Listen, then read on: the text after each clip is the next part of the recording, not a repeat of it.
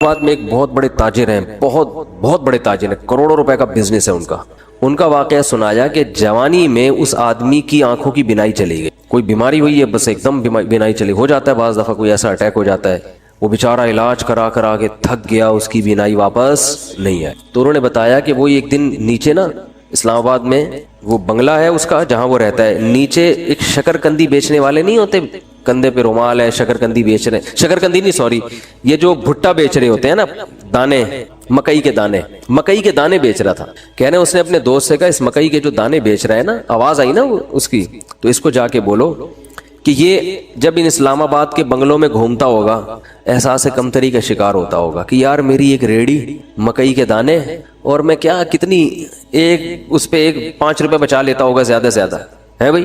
तो मैं गरीब आदमी और ये कितने बड़े बड़े लोग हैं जिनके बड़े खूबसूरत बंगले और मैं ऐसा गरीब।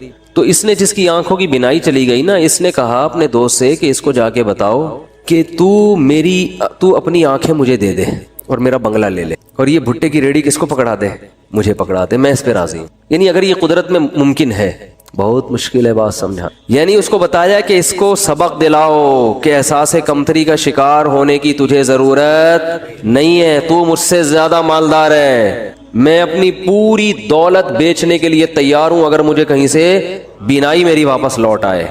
यानी अगर कुदरत मुझे ये ऑप्शन दे कि भाई तू इस मकई बेचने वाले की जगह रेडी में सदाएं लगा रहा है, धोती पहन के और फटे पुराने कपड़े पहन के घूम रहा है, हम तुझे इसकी जगह ले आते हैं लेकिन आंखें मिल जाएंगी, और इसको बंगले में लाके बिठा देते हैं लेकिन आंखें इससे छीन लेंगे।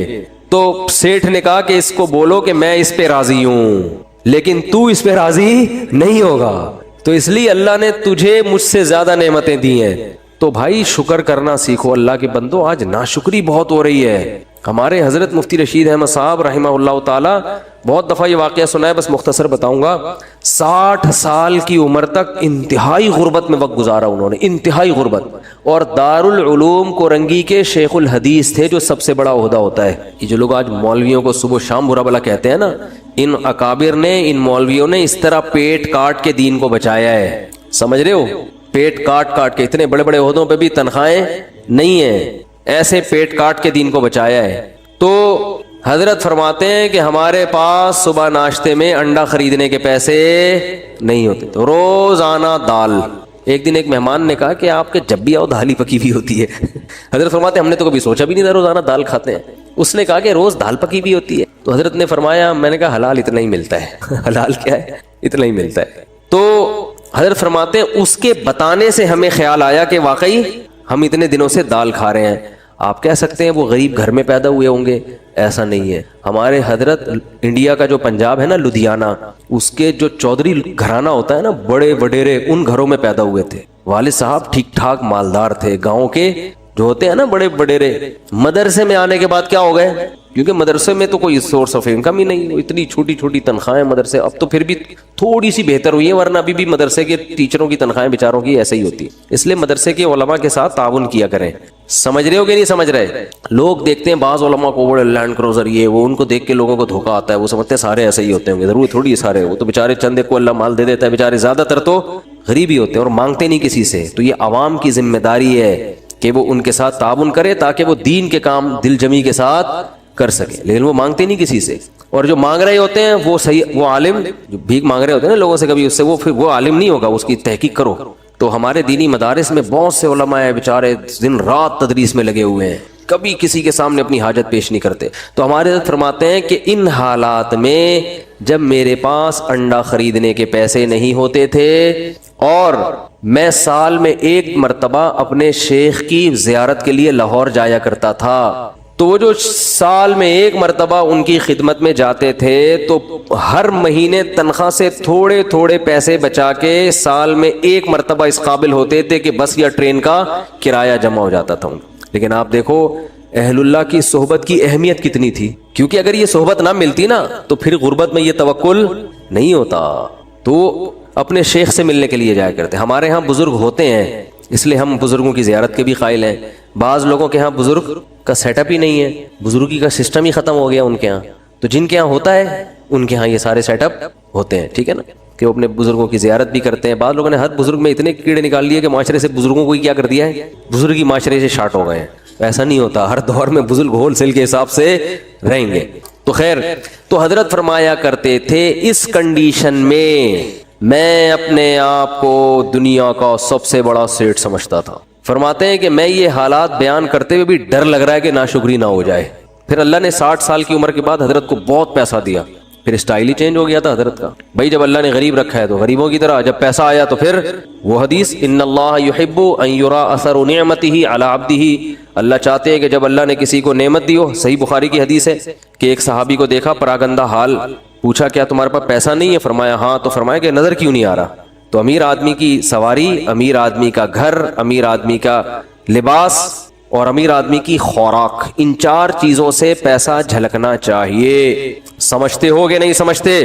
اگر آپ کو اللہ نے خوب پیسہ دیا ہے اور ہونڈا 50 رکھی ہوئی ہے آپ نے اور اس پہ گیس لگوائی ہوئی ہے تو یہ نعمت کی ناقدری ہے, یہ سادگی نہیں ہے. اگر آپ کو پاس ٹھیک ٹھاک پیسہ ہے اور آپ لنڈے کی پینٹیں پہن کے گھوم رہے ہو تو یہ نعمت کی ناشکری. کھانے کے لیے آپ کے پاس ٹھیک ٹھاک پیسہ ہے اور آپ انڈے والا برگر تلاش کرتے ہو, یا تو پسند ہی انڈے والا ہو تو ایک الگ بات ہے, پیسہ ہو پھر بھی انڈے والا برگر کھا رہے ہو, تو یہ قناعت نہیں ہے, یہ سادگی نہیں ہے, یہ کنجوسی ہے.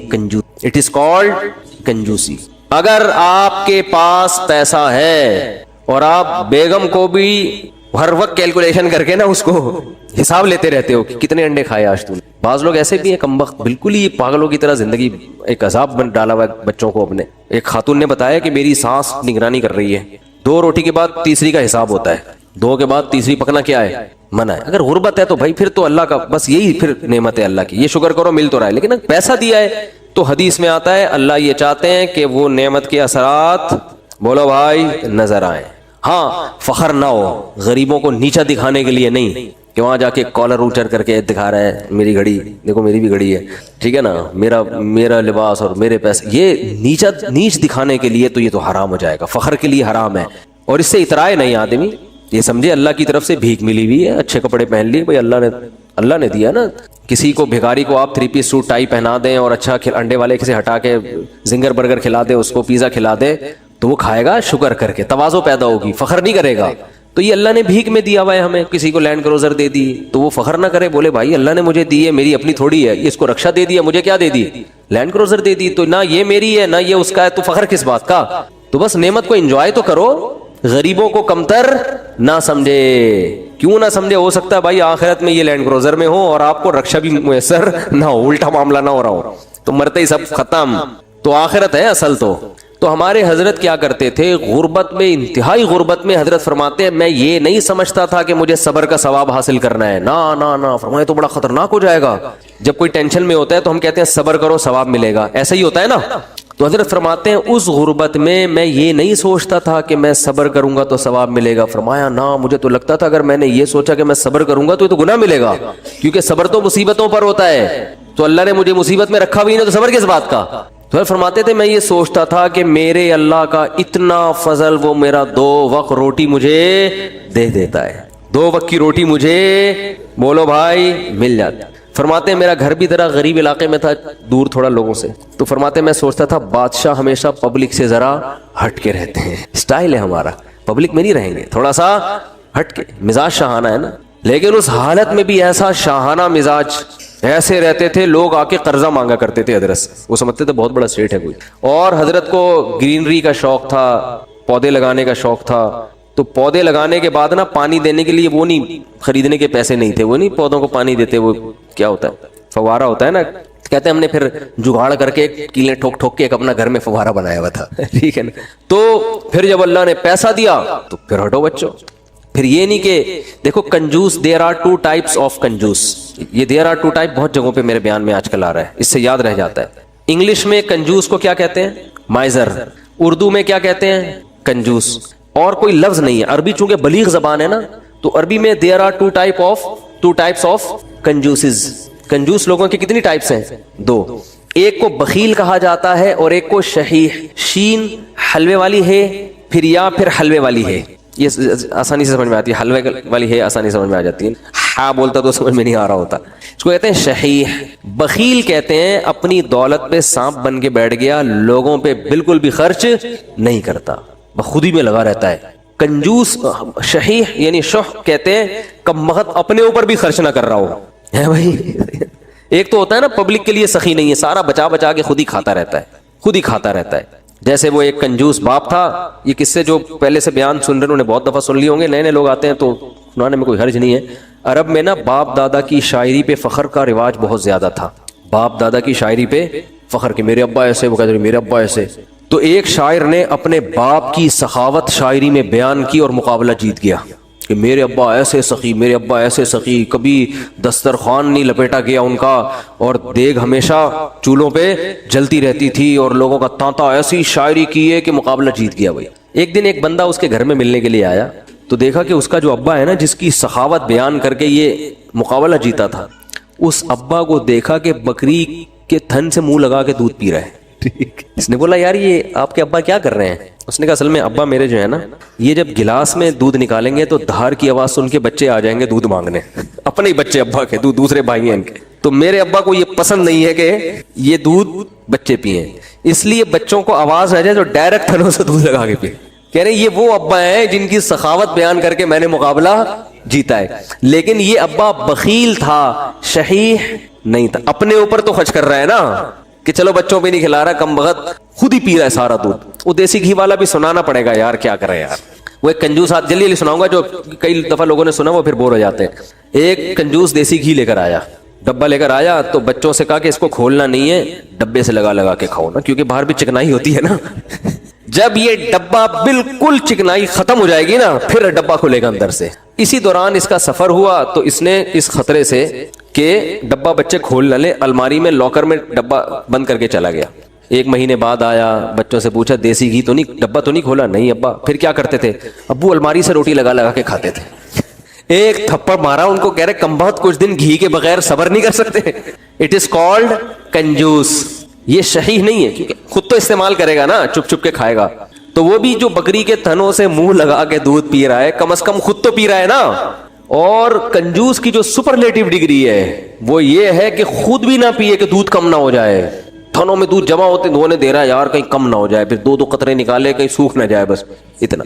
تو یہ آج معاشرے میں، پہلے تو ہم ان چیزوں کو لطیفہ اور مذاق سمجھتے تھے، لیکن جب آدمی چلتا پھرتا ہے نا، دیکھو ہم نے تو 8-10 سال علماء کے ساتھ گزارے، پبلک سے ہمارا ریلیشن ہی ختم ہو گیا تھا. جب مدرسوں میں گئے نا تو وہ سارے دوستیاں یاریاں چھوڑ گئی. بالکل ایک علماء صلحاء کے ساتھ بیٹھنا، ان کی سخاوتیں ہم نے اتنی دیکھی ہم حیران ہوتے تھے. جب پبلک میں دوبارہ جانا ہوا نا تو پھر ایک عجیب ماحول نظر آیا کہ یار یہ کیا ہو رہا ہے. تو ہم نے ایسے لوگ بھی دیکھے دوسروں پہ خرچ نہیں کرتے، اور ایسے بھی دیکھے جو اپنی جان پہ بھی خرچ کرنے کے لیے تیار نہیں ہے. بچاؤ بچاؤ بچاؤ بچاؤ. بھائی تو خرید لے گاڑی یار، کیا جا رہا ہے، اچھی گاڑی میں گھوم لے بھائی. تو اچھے لوگ بھی ملتے ہیں. ایک صاحب کا وزن ذرا زیادہ تھا، وہ گاڑی میں 2 سیٹیں بک کراتے تھے. جب بھی بس میں جانا ہوتا نا مجھے کہنے لگے یار میں تھوڑا سا بھاری ہوں تو مجھے چپک کے بیٹھنا پڑتا ہے، تو پچھلی آدھی سیٹ میں لے لیتا ہوں. ڈرائیور سے بولتا ہوں اس پہ 2-3 بندوں سے زیادہ نہیں بیٹھیں گے، میں ڈبل ٹکٹ دیا ہے. مجھے اچھا لگا. انہوں نے کہا یار سہولت کے لیے انسان پیسے کماتا ہے تو سفر تو تمیز سے گزر جائے نا. تو پیسے خرچ کرنا سیکھو اللہ کے بندو. جو کام پیسوں سے ہو سکتا ہے وہ خود نہیں کرو، ٹھیک ہے نا. جو اللہ نے اگر دیا ہے پیسہ خود کچھ اور کر لو، پھر ٹائم بچاؤ اپنا. تو میری عادت پتہ ہے کیا ہے، میرے پاس اگر پیسے ہوتے ہیں تو میں اپنا ٹائم کو بچانے کی بڑی فکر کرتا ہوں. ابھی گاڑی پنچر تھی، پنچر بھی نہیں ہوا کم تھی، تو میں نے کسی سے کہا یار تو ڈلوا کے لے آ. میرے دل میں سوچا اس کو زیادہ پیسے دے دوں گا، جتنا ان کے بنتے ہیں تھوڑے سے کیا ہو جائیں گے، یہ کام بھی انہیں سے لے لو یار، اپنا ٹائم میں کسی اور چیز میں لگا لو، ٹھیک ہے نا. اگر ہیں اللہ نے دی ہیں، بعض دفعہ ہوتے ہیں بعض دفعہ نہیں بھی ہوتے ہیں، آدمی خود ہی دھکا لگا کے بائک کو کسیٹ کے لے جا رہا ہوتا ہے تو وہ بھی ٹھیک ہے. تو جب ہوں تو الگ حکم ہے، جس دن جیب میں نہیں ہے تو پھر الگ حکم ہے. تو کیا بات چل رہی تھی، ہاں تو ہمارے حضرت کے پاس جب پیسہ آیا تو پھر حضرت شو روم میں گئے، فرمایا گاڑی چاہیے. کون سی گاڑی ہے؟ فرمایا گاڑی دکھاؤ. گاڑی جس کو کیا کہہ سکتے ہیں، لوگ بولیں کہ یہ کیا ہے، لوگوں میں فخر کے لیے نہیں، اپنے سکون کے لیے. تو پھر حضرت نے کویت کے شہزادے سے گاڑی خریدی تھی معذرت کے ساتھ. کس سے گاڑی خریدی؟ اپنا گھر نہیں بنایا، اس لیے کہ فرمایا کہ میری عمر اب 65 سال ہو گئی, اپنا ذاتی گھر کا کیا کرنا ہے, بچے اسٹیبل ہیں, ان کو لیے بھی کوئی پراپرٹی بنانے کی ضرورت نہیں, سب اچھا ان کی جاب بھی ہو گئی تھی بچوں کی, مدینہ یونیورسٹی چلے گئے تھے, تو ضرورت ہی نہیں ہے, انہوں نے کہا کوئی ضرورت ہی نہیں ہے گھر بار بنانے کی, تو گاڑی خریدو اچھی, گاڑی کی استعمال میں آ رہی ہے. لیکن ہمارے یہاں 65 سال میں پیسہ آئے تو سب سے پہلے ٹینشن کیا ہوگی, یار آج تک ذاتی گھر نصیب کیا ہونا چاہیے اب تو پیسہ آیا, 10-15 سال رہ گئے, کھا لو یار بیٹھ کے, اچھا کھا لو.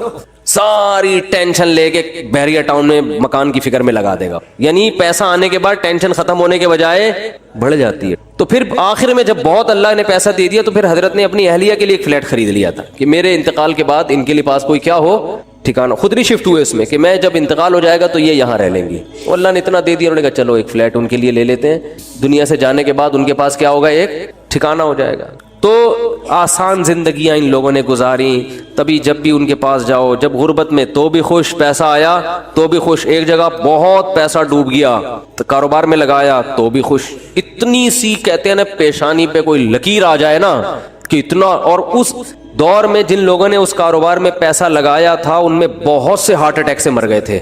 ضیاء الحق کے دور میں الائنس کا ایک بزنس آیا تھا, کمپنی تھی, جو بڑے بوڑھے لوگ ہیں ان سے پوچھیں آپ, اسلامی مزاربت کے نام سے شروع کیا انہوں نے, اور لوگوں کے لاکھوں کروڑوں روپے ڈوب گئے تھے, بہت سے لوگ ہارٹ اٹیک سے مر گئے.